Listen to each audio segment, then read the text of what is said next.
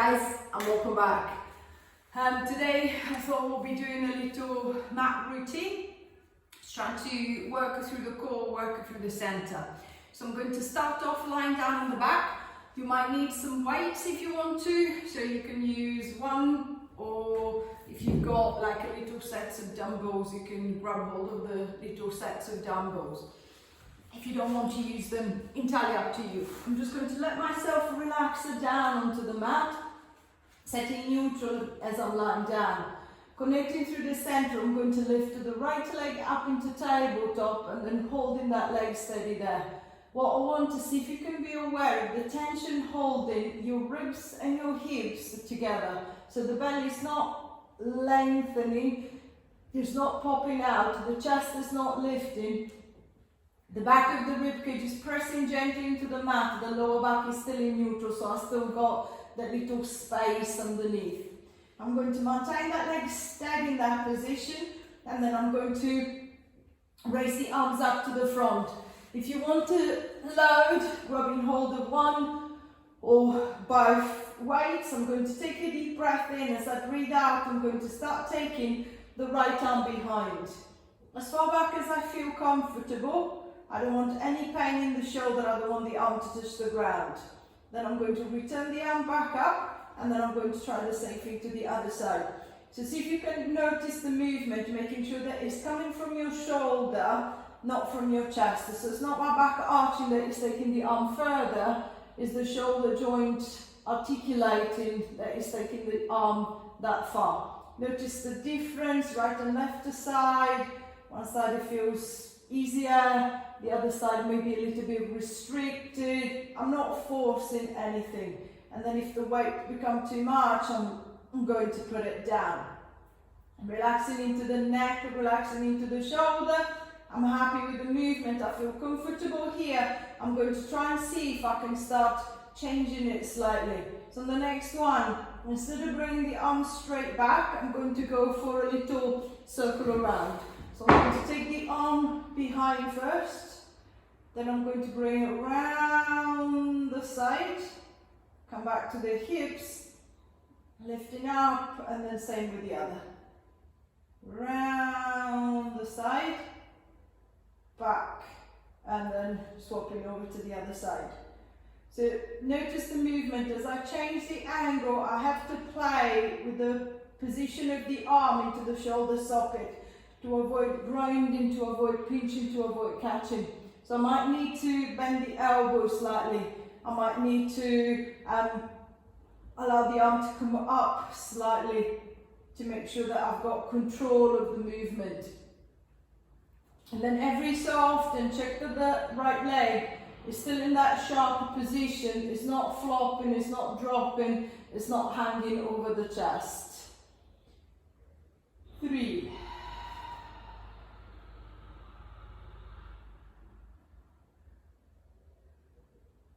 2,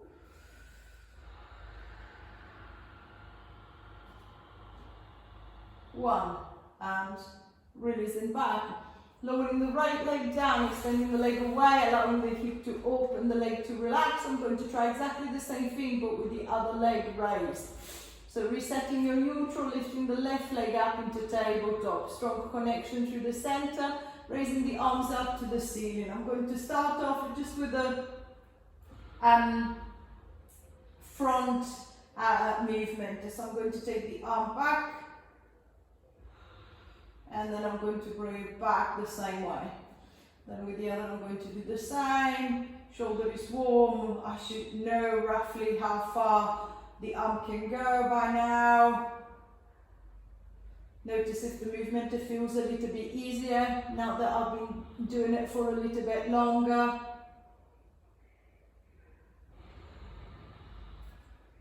And then as I feel,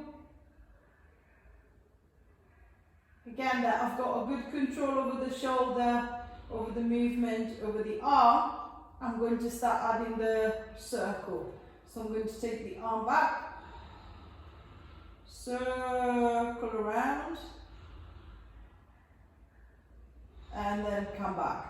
Think of a slow controlled circle. If I go too quickly, By the time the shoulder clicks and clonks, it's too late. It's already been painful. If I do it slowly, I know that if I keep the arm this low, I won't be able to go very far. So I might adjust the height of the arm and then see if I can keep the movement smooth. So see if I can avoid that grinding in the joint.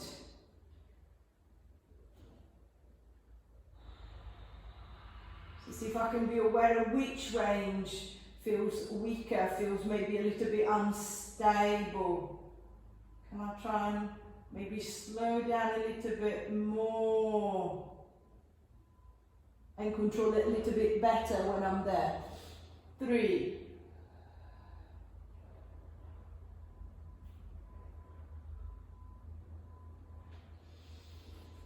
2. Connection at the front is still there. The leg's still sharp. 1.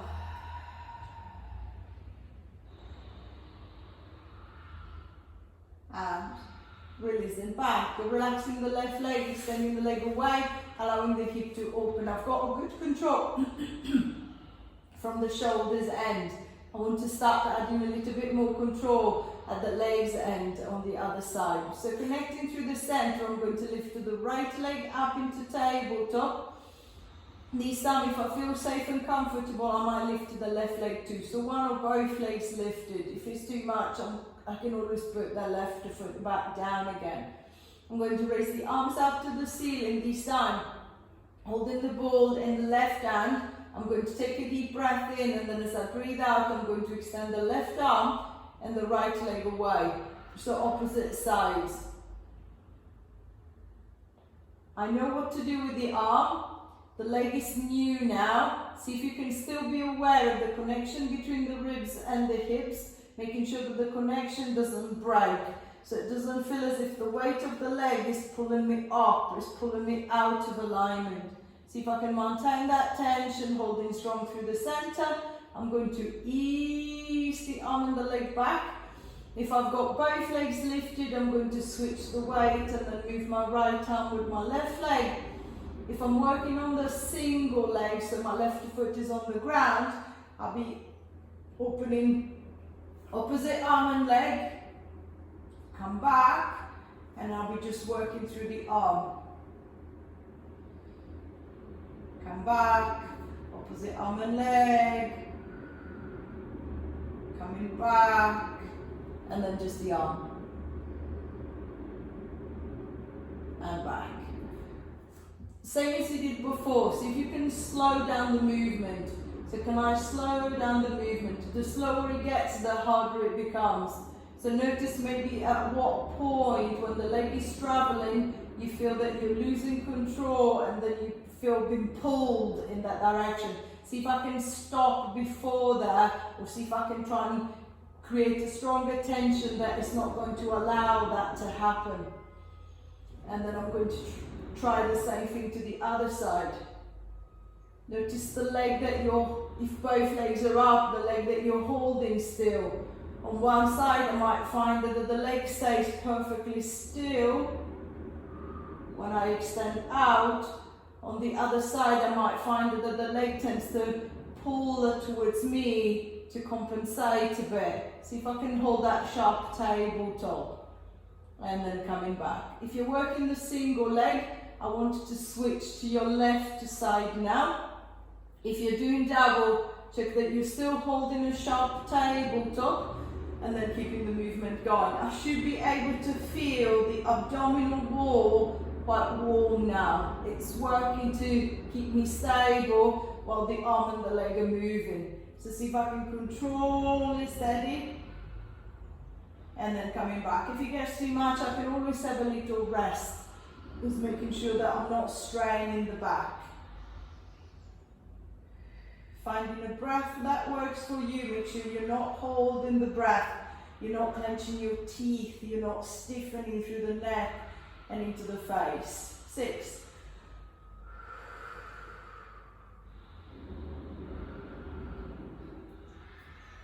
5. 4.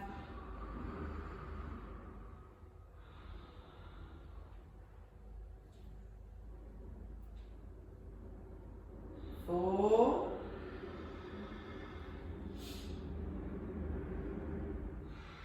3,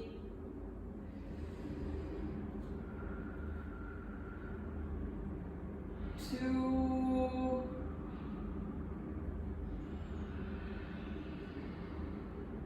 last one, and releasing back. Lowering one leg, releasing the other. If it's lifted, extending the legs away, allowing the hips to open, the front of the belly to stretch out, to relax. So there's a little bit more connection at the front. I'm going to try and see if I can use the connection, but this time I'm going to start adding the head and the shoulders too. So I'm going to bend the knees, walk the feet up and towards the hips. Try to bring the feet as close to the hips as possible, so I shouldn't be able to sit up. I'm going to reach the hands to the back of the head and then tilting the chin to the chest. I think of lengthening the back of the neck. So I'm going to try and pull at the base of the skull around. I'm going to lengthen and lift, lifting the head and the shoulders off the mat to see if you can find a position where you're looking directly at the leg. Imagine it possible to be standing the head upright on top of the chest. I'm going to hold the position there and then just notice how much of your shoulder blades and your upper back or mid back is touching the floor.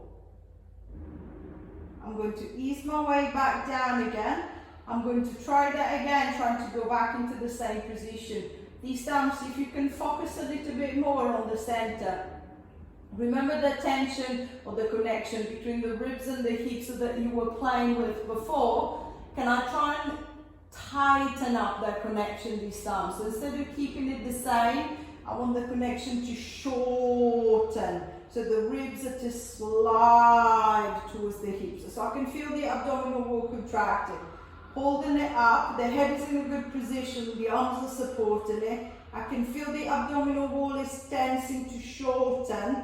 Now, can you check that as you've shortened the belly has not gone up into a dome, but it's still drawing in. So from the inside, I'm trying to pull it in, pull it tight. So as if I was trying to put a corset through the middle. And then I'm just going to ease my way back down again. So I feel that the head is in a good position and I can feel that tension. I'm going to try one more time just for luck. So tilting the chin, lifting the head, lifting the shoulders, coming up. Hold that lift. Now control that tension and then see if you can play with that tension. So I'm going to let the belly pop out and then I'm going to try and pull it back in again. I'm going to let it pop out and then pull it back in again. 3, 4, 5, 6, shoulders and head are not moving. 7, hips and legs are not moving. 8, 9, 10, and then I'm going to ease my way all the way back, allowing a little rest. So I've got the control. I feel that even when I feel the belly popping out, I can bring it back in again. I'm going to see if I can work into the inner range. So far I've been lifting just as far as the abdominals are strong to flex my spine and pull me forward. This time I'm going to try and work a little bit further. So the abdominals are not strong enough. If they were strong enough, I would already be that little bit further. So I'm going to use the arms to help me. So I'm going to tilt the chin, lift the head, lift the shoulders. I'm going to come up as high as I can without any aid. Then once here, I'm going to let go of the head, grab hold of the legs, and then I'm going to curl a fraction further. So notice how much of your back is now off the floor. I'm going to hold it here. Now I want the belly to do the work, not the arms. So can I stay here and let go with the arms? 10, 9, 8, 7, 6, 5, 4, 3, 2, 1. Hands to the head, shoulders and head go back onto the mat. I'm going to try again. So tilting the chin, lifting the head, lifting the shoulders, coming up. Hold that lift, let go of the head, grab hold of the legs. I'm going to pull myself a fraction further. Now I want to stay here without the arms. So I'm going to let go. 10, 9, 8, 7, 6, 5, 4, 3, 2, 1. Hands to the head, shoulders and head go back onto the mat. I'm going to try one more time, then I'm going to try and see if I can trick the body to go a little bit further or make it a little bit easier. So tilting the chin, lifting the head, lifting the shoulders, coming up. Hold that lift, let go of the head, grab hold of the legs, curving a little bit deeper. Hold that flexion, let go with the arms, don't drop. 1, 2, 3, 4, 5, 6, 7, 8, 9, 10. Hands to the head, shoulders and head go back onto the mat. A little rest for the neck. I'm going to lift the right leg or left leg, doesn't matter. And then I'm just going to rub all of the inside of the leg. 2, 3, 4, 5, 6, 7, 8, 9. I'm going to tap it. 2, 3, 4, 5, 6, 7, 8, and release it down. Same thing with the left, lifting up, rub it. 1, 2, 3, 4, 5, 6, 7, 8, 9, 10. Tap it. 1, 2, 3, 4, 5, 6, 7, 8, 9, 10. Easing that leg down, I'm going to try that again. So hands to the back of the head, tilting the chin, lifting the head, lifting the shoulders, coming up. Maintaining that lift, let go of the head, grab hold of the legs, pulling yourself a fraction higher. Notice if you've gone further or it feels a bit easier than before. Hold it there, let go with the arms. 1, 2, 3, 4, 5, 6, 7, 8, 9, 10. Hands to the head, shoulders and head onto the mat. Felt different, to me it felt different in my neck. My neck didn't seem to have to work so hard in holding the head up, which meant that I probably curled just a little bit deeper, a little bit further. Try again, tilting the chin, lifting the head, lifting the shoulders, coming up. Hold that lift, let go of the head, grab hold of the legs, pull yourself that fraction higher, stay there, let go with the arms and don't drop. 1, 2, 3, 4, 5, 6, 7, 8, 9, 10. Hands to the head, shoulders and head go back onto the mat. One last time, tilting the chin, lifting the head, lifting the shoulders, curling up. Hold that lift, let go of the head, grab hold of the legs, pull yourself a fraction higher. Let go of the legs, hold. 1, 2, 3, 4, 5, 6, 7, 8, 9, 10. Hands to the head, shoulders and head go back onto the mat. Giving the head a gentle roll, making sure that the neck doesn't feel too stiff, too tight. Extending the legs away, extending the arms away, stretching down the front, stretching down the side of the body. 5, 4, 3, 2, 1. And releasing back. Bringing the arms back by the side, reaching forward into the arms, tilting the chin to the chest, lifting the head, lifting the shoulders. Strong through the center, all the way back up to the top. I hope you've enjoyed the little session. Same as usual, any question, comments, feedback, please get in touch. I'll try to get back to you as quickly as I can. Bye for now.